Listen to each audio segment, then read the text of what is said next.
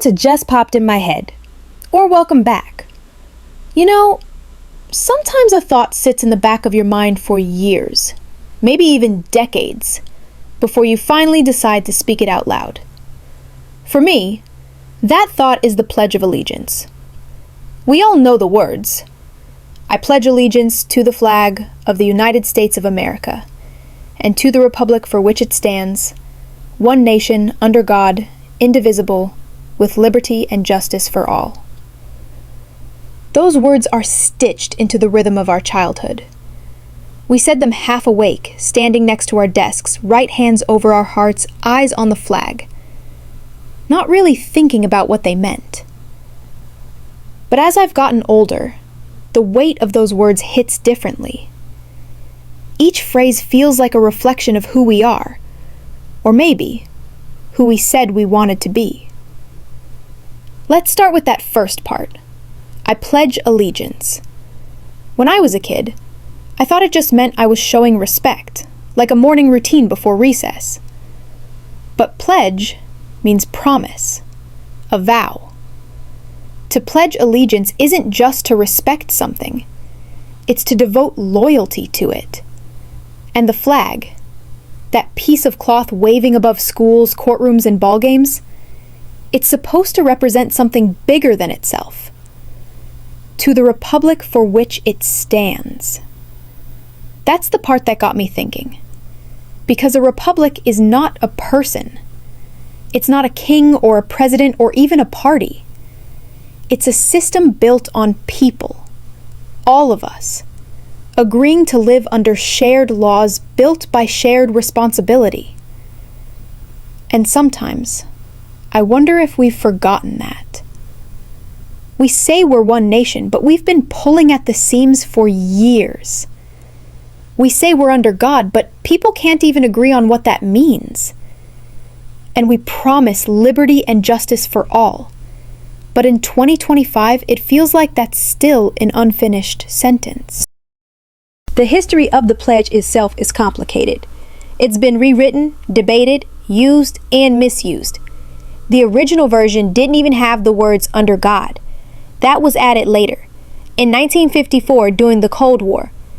The idea was to draw a line between America and the Soviet Union, to say, we believe in something higher than the state. But to me, that phrase, "under God," means something more personal. It's about accountability, about humility, the reminder that no matter how much power we think we have, we are not the center of the universe. Or at least, we shouldn't be. Still, when I hear that phrase in classrooms today, I think about the kids who stay silent during it. Maybe they don't share the same faith. Maybe they're questioning the meaning. Or maybe, like I once did, they're just trying to figure out if those words even match the world they see. Because the pledge, as simple as it sounds, is layered. It's a mirror. It asks each of us, what are we really loyal to? The flag? The idea of America? Or the promise America made to us? When I say the pledge now, even quietly in my mind, I pause at that last line, with liberty and justice for all. Those 5 words hold everything: hope, frustration, disappointment, faith, and sometimes contradiction.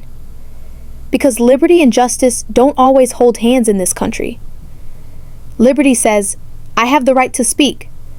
Justice says, your words have consequences.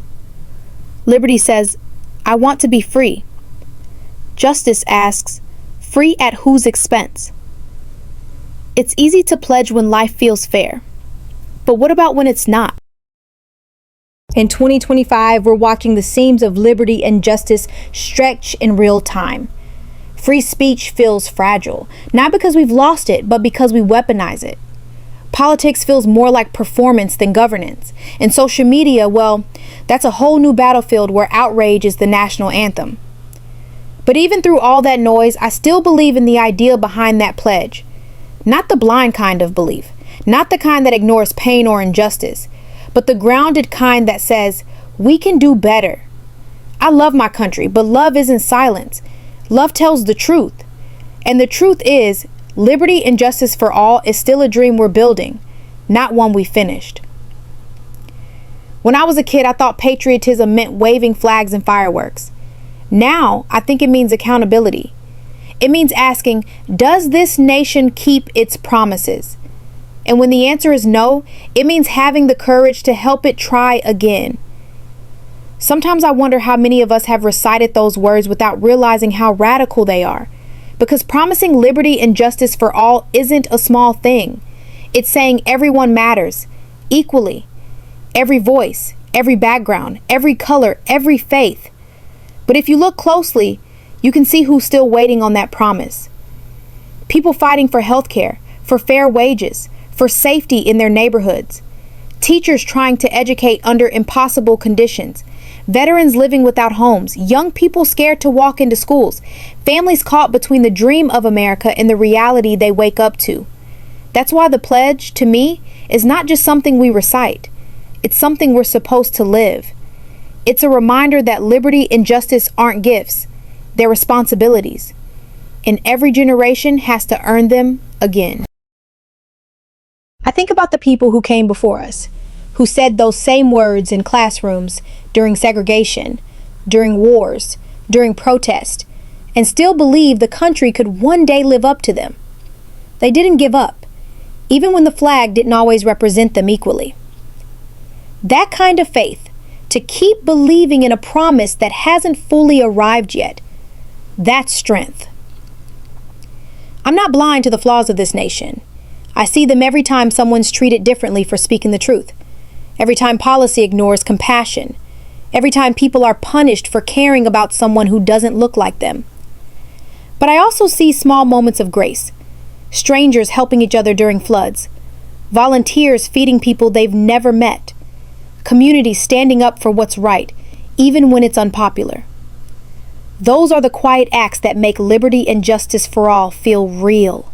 Not the grand speeches, not the headlines, but the everyday kindness, the willingness to listen before shouting. If I'm honest, I still wrestle with the pledge. Because I can't say those words without thinking of all the people still left out of that for all. And yet, I keep saying them. Maybe because I believe in the possibility of those words more than their current reality. The pledge reminds me that loving your country isn't about pretending it's perfect. It's about refusing to let it give up on its better self. When I say I pledge allegiance to the flag, I'm not pledging to a piece of fabric. I'm pledging to the idea that we can still become what we promise to be. A republic where liberty and justice aren't slogans. They're standards. And that requires honesty. It means looking at ourselves, at our history, and asking, are we living up to the words we say every morning? Sometimes I think about how different those words might sound if each of us filled in the blanks. I pledge allegiance to the flag as long as it serves my interest. I pledge allegiance until I'm uncomfortable. Or maybe the most honest one. I pledge allegiance, but I'm still learning what that really means. Words are easy. Living them is harder. But if the pledge means anything, it means the courage to keep trying, to keep having hard conversations, to care about people who disagree with you, to protect the freedom of someone you'll never meet. That's the part of the pledge I choose to keep. The part that says, I'm willing to keep showing up. Some mornings, I imagine if the whole country said those last 5 words, liberty and justice for all, and actually paused afterward, really paused, to ask what would it take to make that true? I think we'd hear a different kind of silence. Not the silence of division, but the silence of realization. The silence before change. The silence that happens right before someone says, we can do better.